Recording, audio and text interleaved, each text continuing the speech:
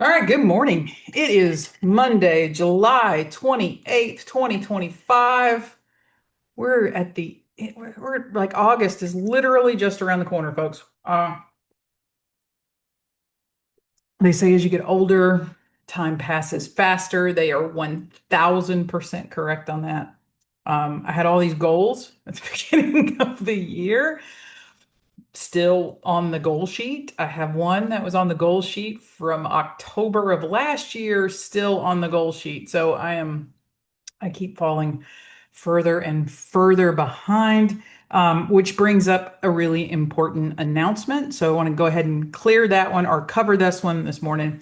I am well behind on our C20, so our insurance and customer relations group, because all these problems keep popping up, and I'm either jumping in a plane to go here.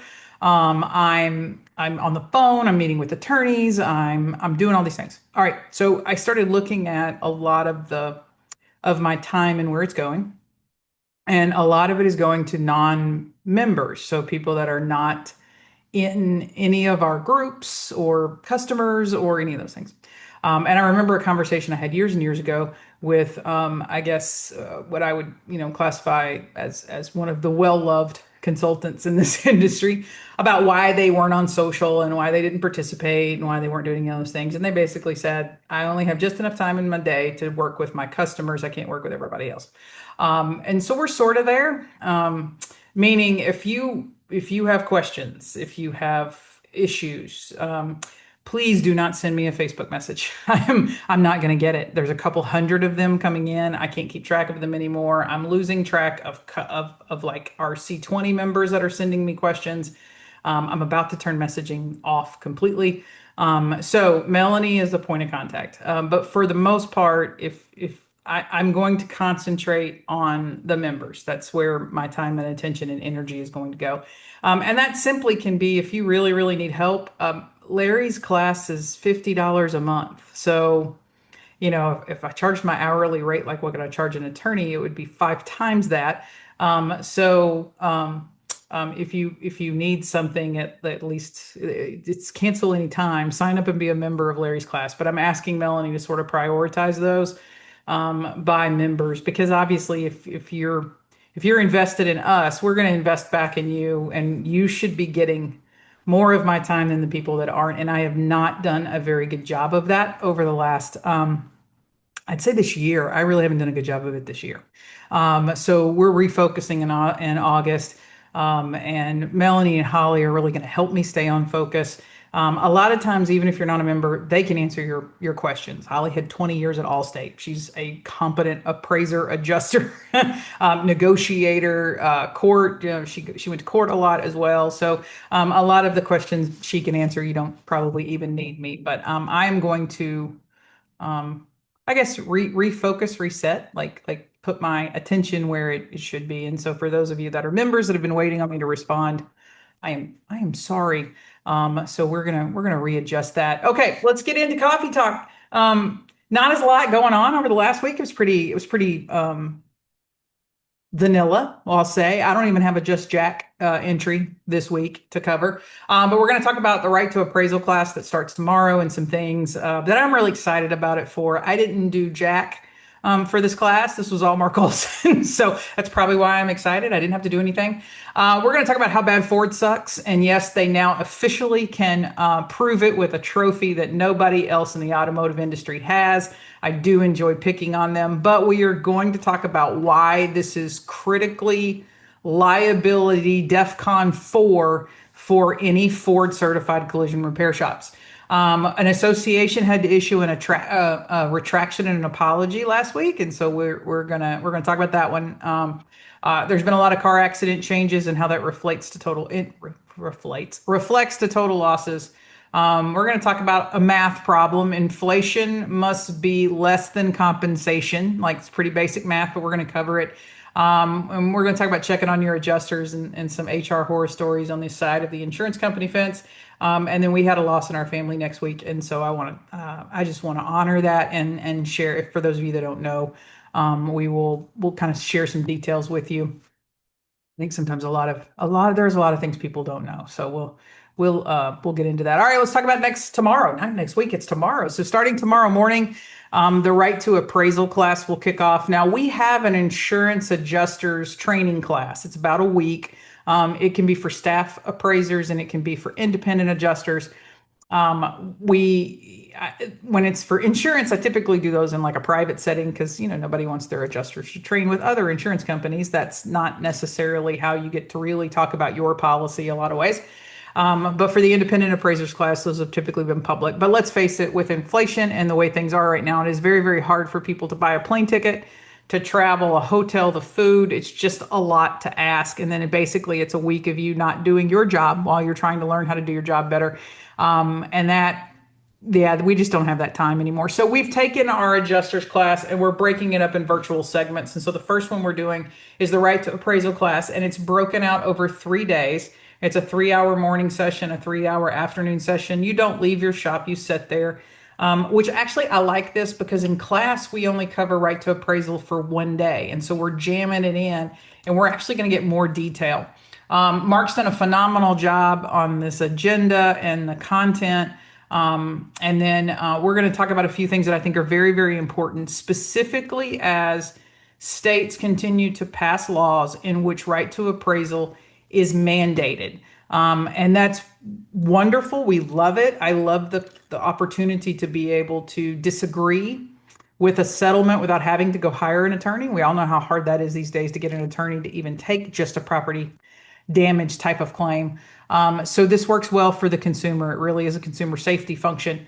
But there's a lot there. So in this class, we're gonna really break down and explain what the spirit of the contract is. So the spirit of a contract or a law versus a statute, right? Like why was RTA for the policies that it's still in? Why is it in there? What's it intended to do? And then how is that interpreted on behalf of the policyholder, not on behalf of the insurer? So I see a lot of insurers these days issuing a lot of really questionable emails or denials or saying the customer has to do these things or they can't invoke the RTA.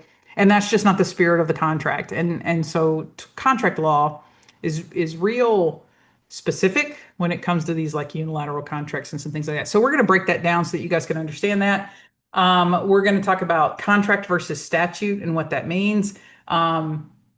We recently, I always get chuckled when you can tell kind of who the come lately to the right to appraisal games are.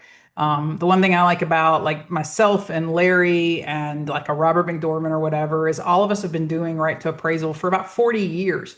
It's not anything new. That there's some statistics, we track it. And so for the last 20 years, we've tracked right to appraisal by insurance company, frequency, settlement, who they're hiring, who they're not hiring. Like I hate math and I'm terrible at it, but we're very data driven on what we do. That's how we report. That's how we support most of our clients. I always tell people the iceberg, like what you think you know about Collision Hub, and then how we really make our money. So but what the differences are between that, we recently we had people like, oh, in Pennsylvania, you have to be licensed in the state of PA to do a right to appraisal. No. So now we've got two where the insurance company and the state have said, yeah, nah. But how do you handle those things when they come up? And we're going to use those as samples or examples in the class. How do you prepare a submission? A lot of people think that right to appraisal is just writing another estimate or just submitting the estimate the shop already wrote, but there's a whole submission and handling process. And then that changes when it goes to umpire. So there's a lot of really good information in this class. Like I said, Mark's done an excellent job. I'm really excited to teach the expanded version and be a part of it. And, I'm going to weigh in here and there. I've got some sections that I'm going to teach. I like to cover the insurance side of it and policy and what an adjuster on staff for an insurance company does.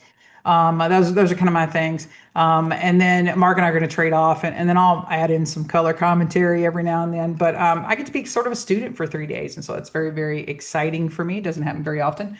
And this is a great class. And I think it's going to, when we compare it to what we did earlier in the year, which was the 1 week in-person live thing, I think the feedback's going to be much, much better because we're going to go much deeper and allow more questioning. Now, when this class is over, if you were not part of the live delivery, there's still time to sign up. If you're listening on a Monday and you want to get a hold of Melanie and get yourself signed up and start with us tomorrow on this adventure, you can. If not, we're going to have a class available for replay. The only thing you're going to miss out on is the ability to ask your own questions, your own examples of what's happened in your, maybe you're a new IA, you've been doing this for a couple of years and you want to share, or you're a shop and you've had some bad experiences or some good experiences. But that's in the replay, that's the only thing that you'll miss out on is you just won't be able to ask your own questions. But other than that, fantastic class. So kudos to Mark. All right, Ford. If I had like some sort of like sound effects, I should get that. That would probably be cool. Or I could drop some confetti from the ceiling or whatever. But Ford, congratulations. You have just broke the all-time history number of recalls. I like to say in a single season. We're in baseball season right now, and I'm a baseball fan. So single season record, but 1 year record of recalls. How bad do you suck when you break a recall record? Right now, they've issued 89 recalls that broke the record. And we're only just basically into half of 2025. So, they're just going to keep raising the bar on their own record because we still have a half a year for them to issue more recalls. Will this recall ever be broken? I think probably yes. And I think it'll be broke by them. Now, what's interesting about this number of recalls, they have issued more recalls in a single year's half of a year than the next five automakers combined.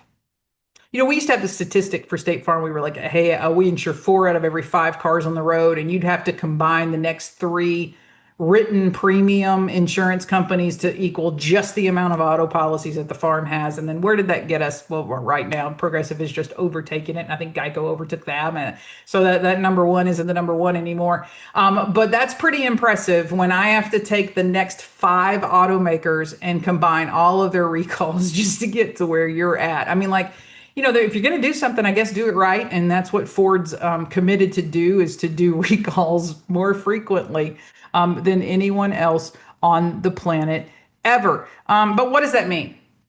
I always like to say that they do have a proven history of winning. So all of those jokes about found on road dead and all the other things that you hear about Ford. They also led in recalls for 2022 and 2023, and that means they led the other manufacturers, but they hadn't broken an all-time record. And because of that, the government, so the National Highway Transportation Safety Administration, went to Ford and said, hey, dude, what the hell's wrong with you? What's going on? They paid a $165 million fine for their 22 and 23 recalls. They hired a new quality control person, brought them over from Tesla.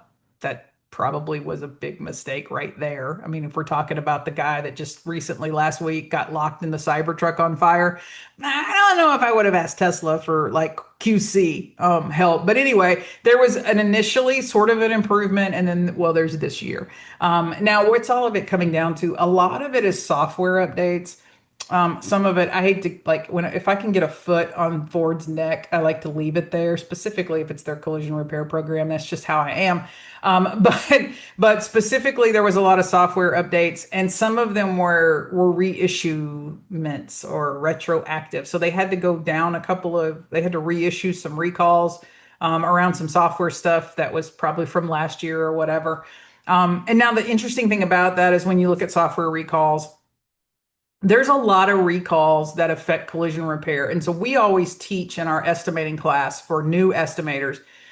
There's the pre-research. So that's the process that an estimator does before you go look at the damaged car, before it's torn down, right? So like I'm going to look at the car before it's torn down. If your shop has a blueprinting tear down process, which is probably worthless these days, but if you have one, then you can't wait to look at the car at tear down. Ooh, look at that camera. You need to look at it pre-tear down. But in our training for adjusters or for estimators and even adjusters, we tell you that one of the things we want you to do is this pre-research. And part of that pre-research is looking for recalls because they affect the repair all the time. I think of probably early 2000s when Ford had the cracking issues in the door skins, where they would crack right in the corners of where the driver, like the door glass was. And then we'd go out and look at them, and shops would be like, "Oh, it got hit so hard in the door. Look, it cracked it." And we're like, "No, no, no, that's a recall." Nissan had something sort of similar for a while. So recalls affect repairability a lot of times, but they definitely directly affect your liability. So specifically, if you're a Ford certified collision repair shop, I don't know why you'd want to be, but if you are, you have accepted more liability because you have purported or reported to the consumer that you are highly trained, connected with the OE, and that you're going to do better than a shop that isn't trained. That's part of how the Ford advertises certified collision. It's how you've advertised certified collision to your consumers. So the more training you get, the more liability you have, right? It's my favorite. We'll go back to Maya Angelou. When you know better, do better, right? And that's how that works in a jury's mind. You should have known better. You were trained. You said you were trained. All of these things. So if there's a problem post collision, so let's say a vehicle goes and gets in an accident, and an attorney comes along. We've had a couple of like Ford software issue ADAS issues, like the Georgia case that settled very, very quickly from Ford. Um, this vehicle gets in an issue, and you have an attorney that goes, "Oh man, I'm going after Ford," right? Well, the first thing the Ford engineer is going to do is go, "Oh, this thing was involved in a collision or a hail claim," if you want to go back to the John Eagle thing. Therefore, it's not our fault. So you become the intermediate expert that should have diagnosed, been aware, informed the customer, done something about it. Sometimes you can't do anything about it. I remember when GM had a recall on the Tahoes for seatbelt functioning, but the part was on like intergalactic back order kind of during COVID. And I had a Tahoe at the time, and I drove that thing around for like 4 months before the part came in. But I was aware and had a discussion with GM. They issue those do not drive orders, basically saying, "Hey, if you continue to drive this thing, it's not our fault, right? Like, don't sue us. We've made you aware." So sometimes these things are really serious, and as a collision shop, you need to know. You specifically need to know if you're OE certified by that particular brand, and you're fixing those cars. But all of us in the collision repair business need to know. And then I was asking I was around some estimators this past week at body shops, and I went, "Do you know how to check for recalls?" And they all looked at me like deer in the headlights. And some of these were people that had been estimators for 10, 15 years. So let's go over it. All right, if you're using AllData, which is my go-to for estimating, I like how easy it is to do the research. I like having my little search engine up top. So I have just selected my vehicle. So all I got to do is go in. If you have the VIN, that's awesome. Enter the VIN. If you're just generically doing your research and you're just selecting, body, engine, etc. So I've selected my 2024 Ford Mustang. And then I go over in that type in box, and all I type in is safety recall. Now there's a lot of ways to search recall in all kinds of software. Like I said, what I like about AllData is it's sort of, I don't want to say it idiot proofs it, it idiot operates it for me. Like I just want to type in a keyword. Like I don't know where everything is in the knowledge tree and clicking the sub boxes and following all the things. I just want to type in a couple of words like seatbelt or safety recall or headlight, and I want it to kind of like just take me where I want to go. And AllData does that for me in the search box. So I just simply can go over there and type in safety recall. Now it's going to show me, because I don't have a VIN selected, it's going to show me everything that's out there. There were 10 safety recalls on this particular Mustang. It doesn't mean they apply to the vehicle I necessarily have in the shop. I just may want to look what's out there, and I may want to look if any of that has anything to do with the collision repair, or is going to overlap or do any of that. So if I when I get down here and I see that the body control module has a recall, so that's one of those software recalls. We also have the rear camera screen software recall. Like if this thing was hitting the rear, and I'm like, oh, I'm going to be like resetting and I'm going to re-aim that steering angle, so that you got to do the steering angle so that those little lines on the camera move when the person turns the steering wheel. So if you're backing out, you can kind of gauge what you're about to hit or not. I love those. But all of these things that sort of overlap that are part of this process, either post-repair safety inspections we're supposed to do, like seat belts and brakes and those things, or even just aiming cameras and doing things. I get down here, and there's some fuel line issues. There's actually this inspect the knuckle. So there's some suspension issues. What if this thing had been hitting the quarter panel?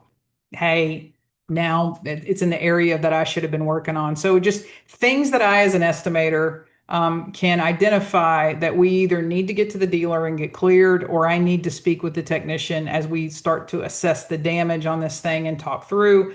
As an owner, I want those things done for liability purposes. Now, if you don't have all data, which I don't know why you wouldn't have all data. But if you don't have all data, and you're using some other software, you can always go to the National Highway Transportation and Safety Administration's website. It's available to you 24 hours a day, 365 days out of the year, and you can check for recalls. Those can be on vehicles, car seats, tires, any associated equipment with a vehicle. And then you can also check for open investigations. So if something hasn't quite yet become a recall, but it's being looked at. In other words, we've had 7 or more complaints of the same, and so we're looking at this. One of the things I'm very proud about what used to be the State Farm Crash Unit is those guys took all of the losses that were handled when you were 4 out of 5 cars on the road. You got a lot of data, and that unit used to track that stuff. There was loss codes, so you had to code your payments by certain things like vehicle fire, et cetera. And that triggered them, and they started keeping a database. And suddenly, when the same make model kept coming up with the same loss code, those guys would jump into gear. So like the Ford Exploder tires, that was State Farm. A lot of the ignition switch fires, Ford and General Motors, that was State Farm. Those guys did the paperwork to get with the government to go, hey, this is a recall, this is consumer safety. So you can look at the open ones, not just the ones that become actual recalls. But if you want, you can go in there and you can enter a VIN. We picked a VIN for a Ford F-250. I know this year Ford recalled just about every 250 through 550 2025 Ford pickup truck because they forgot to put a pin in the brake system, which those pins are pretty critical to the brake system working. I always tell people the same trouble I'm having trying to find a guy to work at McDonald's to flip the fries is the same trouble that everybody's having finding people. And I believe it's sort of this quality of workforce, or this, it's almost like to me generation. And we'll talk about it, a State Farm complaint that came up. I'm going to show sort of that and talk about why it's funny. That's going to compound itself, like people just the pride and everything. And so I think the factories have these problems and they're showing up in actual vehicle production. And then we're going to see those in collision repair. Honda had the recall because they forgot to put the bolts in the seat belts. Like there's lots of things there that overlap us. But now, so we entered our VIN for this Ford F-250, and we get this 0 unrepaired recall. So the one thing about the government website is that if the recall was issued and this vehicle came into the service department and it was addressed, the reporting feature for that allows you to know whether this thing has any specific active recalls for that VIN. So that's very, very helpful. If it doesn't, I just screen print this screen and put it in my file to show I've addressed it. If there's overlapping issues like suspension or whatever, I'm still going to identify that for the technician. I'm still going to say, hey, even though this thing's zeroed off and says there's no active recall, this is actually out there. So let's just double check and make sure we're safe. Sometimes we can issue a recall. Let's say it's on the F-150. But the issue also exists on the 250. Or it's on the 250, but it really is also on the 150. So whatever that is, you just want to make sure you've identified it. You've talked to your techs. You guys spend an extra couple of minutes just looking at it and making sure it's clear. Now, if I ran this and some recalls popped up, it's a wonderful opportunity for me to have a conversation with the customer and go, hey, we got your vehicle in, we ran it, we noticed that you have some open recalls. This is the dealership we're connected with, because sometimes customers may not like the dealer you're connected with. I had one of those one time that resulted in a horrible lawsuit because the shop sent it somewhere that the customer had an actual existing legal case against that dealer for another service nightmare. It got all muddy in the water at that point. You want to, all your sublets, you need to make sure the customer's okay with where you're taking it. But hey, we can make arrangements. We can get this over there. We can get it checked out. If they say no, then it's like, great, here's a form. I just want you to acknowledge that we advised you of these issues. You elected not to allow us to send those over. You're accepting the vehicle as is on delivery, blah, blah, blah, blah. So recalls will become more and more important, particularly, I mean, come on, folks, when you finally break 100-year record almost of recalls in a single year, and it's only half the year, body shops, we have got to start really, you've got to make this part of your SOP for estimating. Estimators, I know you're just like, great, one more thing.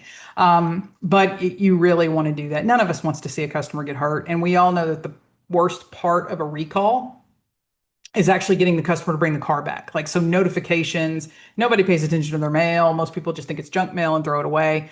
So, the OEs are like, we've done everything to try to get these people to come in. All right, let's talk about a courtesy post. So I had a shop, well, I had this company reach out to me and basically say, hey, there was this mispost. So the last couple of years, I've gone to the glass, I don't know what you would call it, like it's the glass trade show. Like there's for people that install glass, right? So I've gone a couple of years to talk about what's changing with insurance companies, and it gets weirder. I mean, you think insurance collision claims are bad, try being a glass shop. These guys have way more to deal with. If Lynx wasn't bad enough, wait here, hold my beer. Everybody has fired Lynx, and it's now a Safe Light. And then Lynx has asked for the court to file an injunction to keep State Farm from giving the glass business to Safelight. It gets weirder every day over there, folks. But apparently, the Independent Glass Association had issued a story that involved State Farm and had said that this Omega EDI was part of this process with State Farm and Safelight and whatever. And it was incorrect. And the Independent Glass Association did issue a retraction of the story. And so I'll put it back up again. This is their retraction and sort of apology. The only thing that Omega EDI is that the retraction was posted on LinkedIn, and they're like, nobody's on LinkedIn, so nobody saw it. Nobody knows we're not actually associated with State Farm and Safelight. And so would you post this? And so here you go. I'm posting it. If you are following this, if you sublet your glass, if you whatever, and you're interested in what's going on between State Farm and Safelight right now, and you saw something that says, these people were a part of it. Well, here's the public retraction. So that's the bad thing about retractions in the journalism business. They happen all the time, right? You investigate, you do whatever, you issue a story, something happens, you have to issue a retraction. The only problem is nobody reads the retractions; they only read the original story. So I totally get it, and there we go. So we have added that to I guess, was that services? I'm gonna have a retraction services. Maybe that's what we're gonna have. All right, let's talk about accident changes. So there's this association that gets together 4 times a year. They got together last week. And boy, do I love it when those things get together, because my view counts spike, and they're always from the zip code of wherever these people are meeting. And that means, oh, I'm popular, I'm being talked about. But the subject of this meeting was total losses. And okay, I get it. It's kind of like an interesting topic, but at the end of the day, for collision repair, it's not my circus, not my monkey. There is nothing I can do about total losses. I don't make vehicles total losses, right? Like they come in, and they either are a total, or they're not a total, right? Like that's up to the insurance company. It's not up to me. Sometimes they total vehicles that are only at like 40% of the ACV. Sometimes they let me fix a vehicle at the 90% of the ACV. There is no rhyme or reason right now, it seems, for when an insurer is or isn't totaling a car. So it's not necessarily controllable. So it's not really discussable. I would say, in a shop perspective. Now, if insurance companies wanted to get together and discuss some of that and their total loss and their salvage handling and all of that, that's great for them. But anyway, as we discuss that, it's not necessarily something that body shops can control. I know we like to get it. You'll see it posted. Hell, it was last week. I was on our Just Jack Awards. There was a person in the IA world complaining that these body shops don't want to fix cars. They just want to see them totaled so they can make money off of whatever. There's a lot changing out there. So I thought this was interesting. Here in my home state, our fatal accidents in Arkansas are up by 30%. When we're looking at them, I have a lot of those fatal accidents on my desk right now. We're going through them and for various reasons of whatever's going on in the state. But most of it comes down to like speed and recklessness. Those are the two things. Like, what's interesting is we don't have the 2024 data yet, but looking at 22 to 23 and the 23 numbers, frequency of accidents is up. So the number of reported accidents jumped by 3.5%. Now I know the government said, well, that's not a significant percentage. But if we look at it, the number of accidents reported keeps going up. Now fatalities are sorted down across the nation. Finally, we had for the first time in like during around COVID, we saw fatalities, road fatalities spike, and then now we're seeing road fatalities come down, but that still frequency of accidents is still there, which is sort of interesting. And then when we look at the accidents, obviously 90% of road accidents are contributed to driver negligence or stupidity. Let's just call it that. I used to say we insure stupidity and we give bonus and discounts for it. But but it's always driver error. But right now that comes down to speed. There's a lot of speeding, particularly from our like 30 and under. Everybody just, I don't know if it's the video games and everybody gets in the car and wants to play road racer. I don't know if it's the increase in the sale of Dodge Chargers and Challengers. I'm gonna get in trouble for that one, I know. But speed. So as speed picks up and is one of the major causes in these accidents, that's going to increase severity. So the faster the car goes, the more damage the vehicle is going to take, and therefore it's going to total. And then as we have to look at frequency of reported accidents goes up, but death fatality goes down. Well, the car's doing its job, right? Soft equals safe. So the softer a car is, the more energy it absorbs. It protects the occupants, more people live, but more panels are damaged, more damage into the vehicle. Total losses are going to go up. Um, the total loss percentage is not the problem. It's not even, I mean, to me, it's not even worth discussing, right? It's just, it is what it is. Total losses are going to go up for whatever reason. On this side of the fence, I can't do anything about it. Right? If you guys want to install, instead of all these ADAS features, if you want to put governors on the car where people can't drive over 55 miles an hour, that might be something where like you have to like have a computer code to unlock it to go to 70. I don't know. But do some of those things. But from a body shop perspective, there's not a damn thing I can do about this. I'm not going to write cars differently so they don't total. I already need a labor increase. I already need you to pay for more of what you should, not less, right? Like, so discussing total loss at an industry event, it was interesting to me. I appreciate the topic and I understand the topic would have garnered a lot of attention. But there's just one side of that equation. If you look at that room, right, and you look at all the different parties that are supposed to be represented, as a repairer, I can do, right? Like, it is what it is, right? The car comes to me, the estimate is what it is, the insurer makes the decision to total or not total, and there we are. So just some things to keep an eye on. I'm interested in seeing the 2024 numbers, some early interpretations. Most of the traffic report information always focuses on fatalities. You kind of got to dig a little deeper to get some of the things that I'm interested in. But I'm anxiously awaiting the 2024 data, and we'll see if that frequency number continues to stay high. In other words, there's lots of wrecks. There's just we're just living better than we used to, which will be good, right? Okay, let's talk about just math. This is a fantastic little article from Mike Anderson. Mike's a math guy. He's got that accounting degree. He knows numbers. I do not know numbers, nor do I even try. So when people talk to me about numbers, I'm always like, there are other people do it, and let me get you Rachel's number. So Rachel James does numbers for us. That's her thing. But what's really a part of this is something has to give currently where we are in sort of the industry, and it's scary. So it would be like a DEFCON 4 thing for me if you were asking my opinion. I think Mike is basically saying in this article he's at a DEFCON 4 as well, because the something has to give right now is shops closing their doors or selling, right? Like they're reaching a level of non-profitability, like you work yourself broke. You don't see a way out of it, and so you're like, screw it, I'm gone.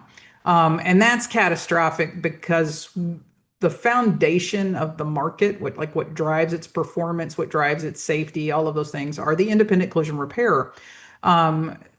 Without them, I always say without evil, you don't know good, and without good, you can't know evil.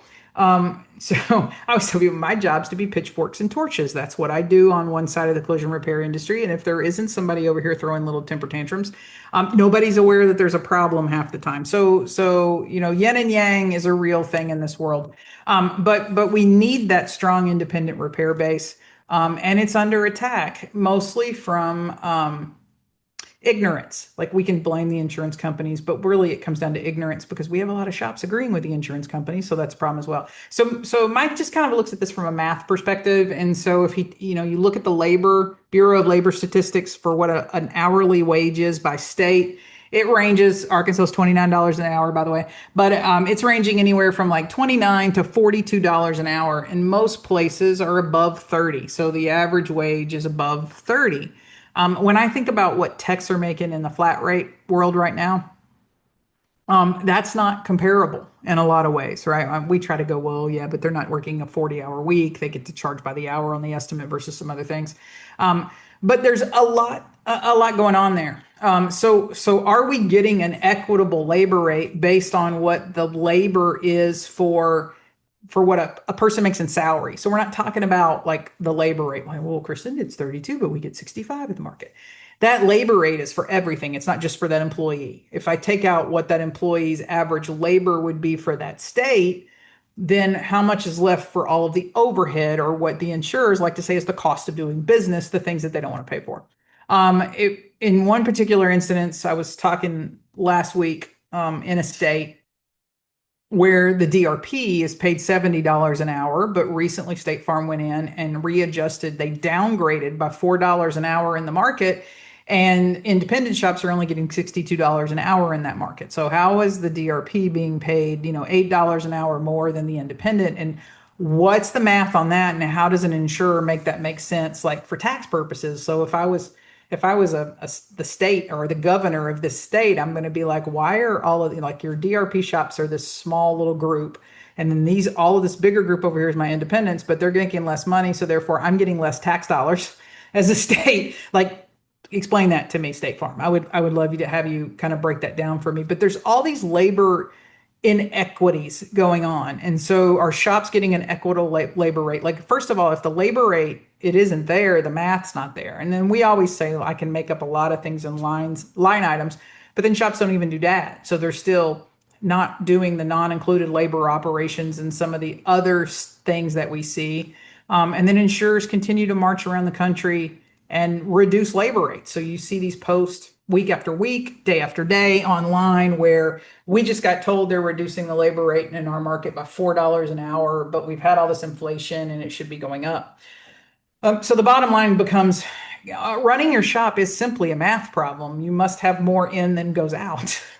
If the cost of labor continues to increase, and whether that's everybody, that's not just skilled technicians, that's estimators, that's detailers, that's preppers, that's all of these people. So the cost of labor, therefore the cost of operation or your overhead or the cost of doing business or all of those things continue to increase.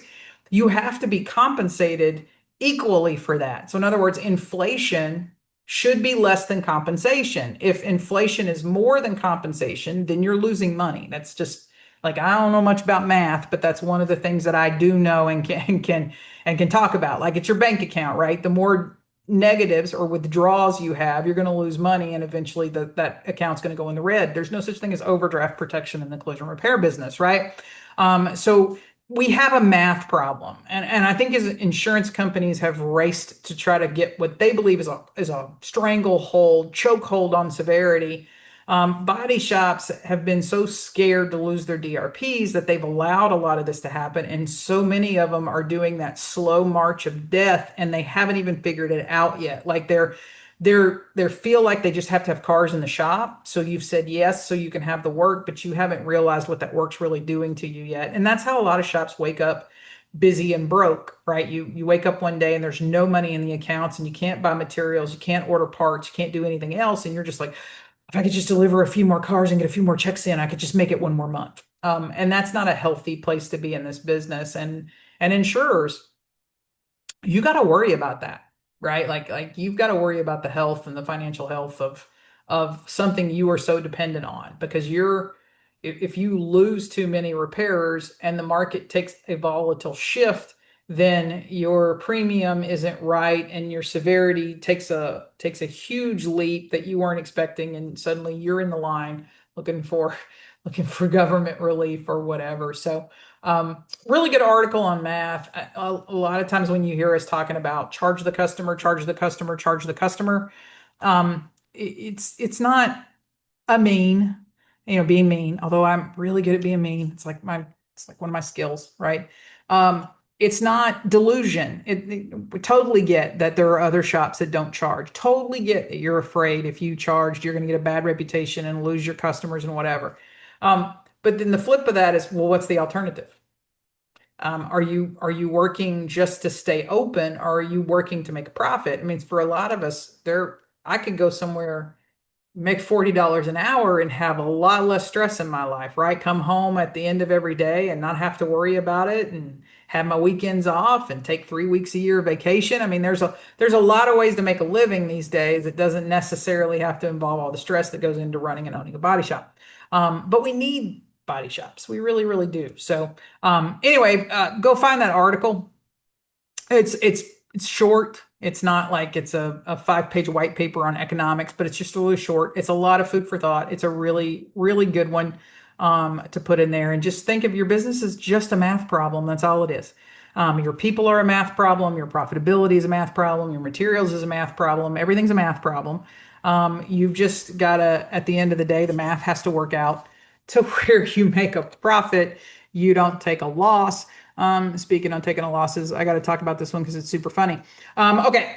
So I always say check on your adjusters because they are not well, right? They are not good. Um, the same thing that's affecting Ford and every auto manufacturer and everybody is finding good employees, and there just isn't really any of them left out there. There's just a different philosophy. My generation was still the, hey, get a job, have a career, buy a house, do those kind of things.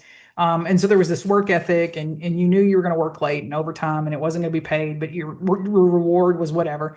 And then now we have this new, where it's all about work-life balance and what is your employer doing for you, and not a whole lot of what are you doing for the employer, right? And that subtle shift in mentality causes a lot of issues. So one of my friends is still at an insurance company's HR department. And then one of my friends is no longer at that HR department. And so you can take HR classes. Collision Hub has a whole series. Wendy teaches those for us. Wendy was a former State Farm HR person. She's out in California, which makes her an HR expert if you can survive California.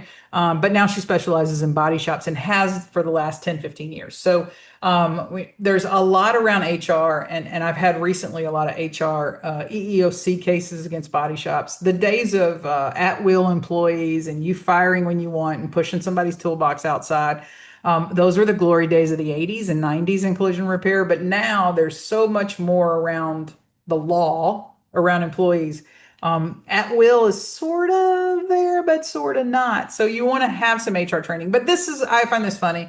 I would like to explore the options on how to hold State Farm accountable for mental and emotional conditions, which has caused hormone shifts, which are causing physical effects as a team member. Anyone here a team member that the company has put through similar scenarios? Okay, right. Like the wearing pajamas and bringing your plush animal security, clutchy therapy animal with you to work wasn't enough. Now you're so stressed, you're claiming that you have hormonal changes, which are now affecting you physically as well. Um, yeah. Hey, look, that's just who you're talking to on that other side of the fence. Like that, there was a day when, even in the first stages, when things shifted over and went to call centers and team environments, team 47, 26, whatever, that there was still a lot of people answering those phones that really, really was 100% customer focused. They took on a lot of emotional, like garbage and dumping, like the customer dumps on you, body shops dump on you, all this stuff. They took all that in stride, and they weren't perfect. We had a lot of problems as well. I've got my own HR reporting nightmares on my estimators. that are crazy, and a lot of those overlapped with body shops, so that was weird. But well, I had estimators, so they were in and out of body shops. That makes total sense, right? But they handled that emotional dumping.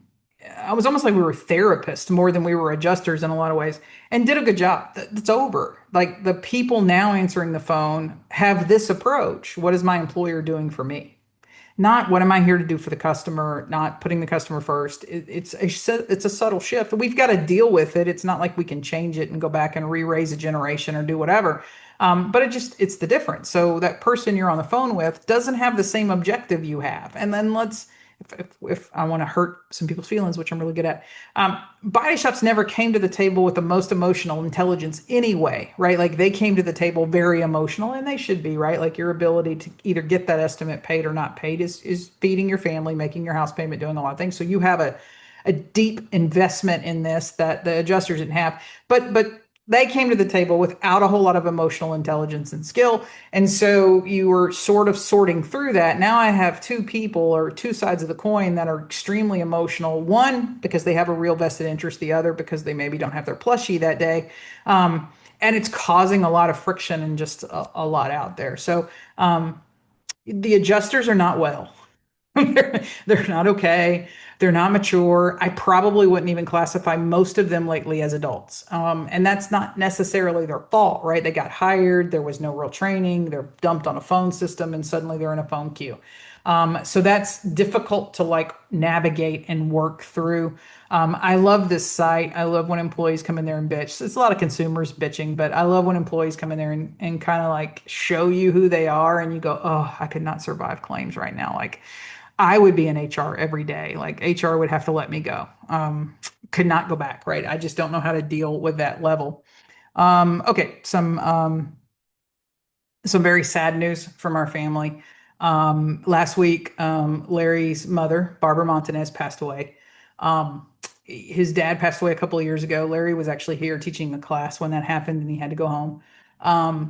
One of the ways that you can know a person and know who they are is how they are with their parents and their siblings, and particularly their mother. She was the matriarch of that family.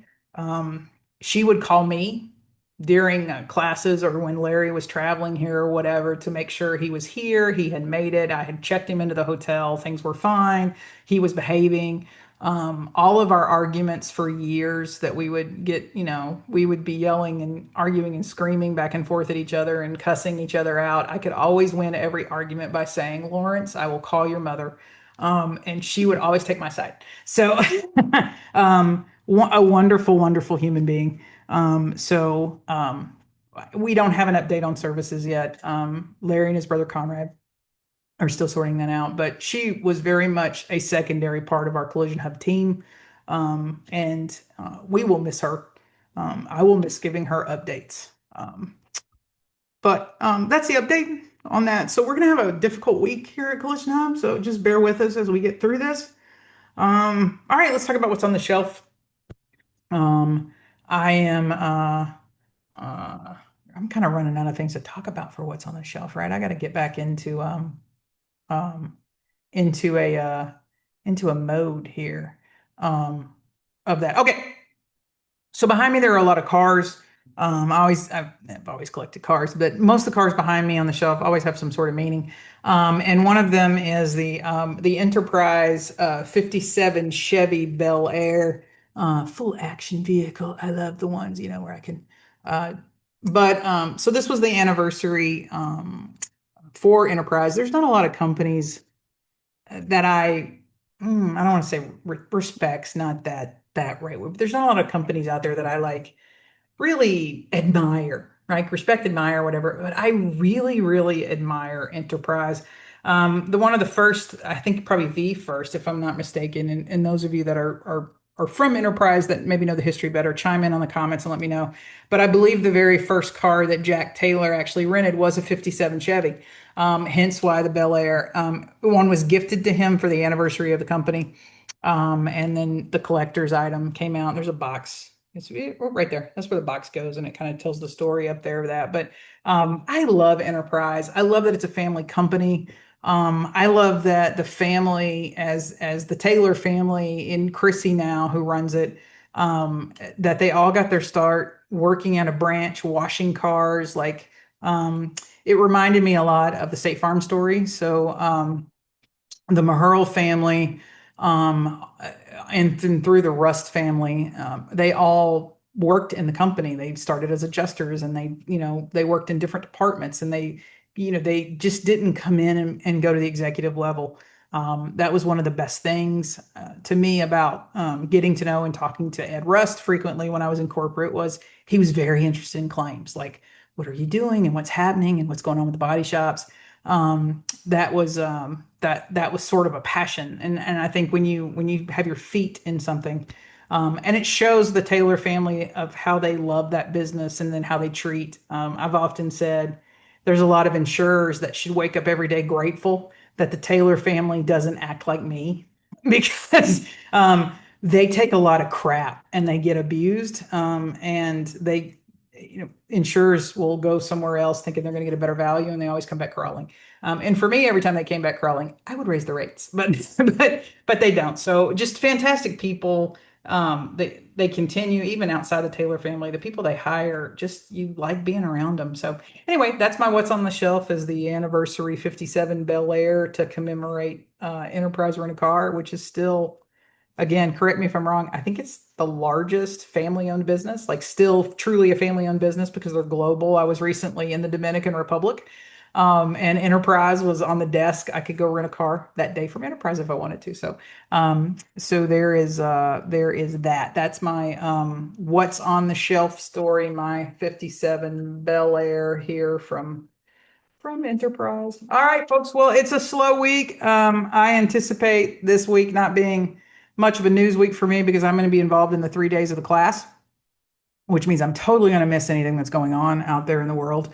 But I'm going to see you next Monday on Coffee Talk. And if you have any questions, problems, concerns, things you don't like, things you want to complain about, well, that's what Melanie and Holly are for.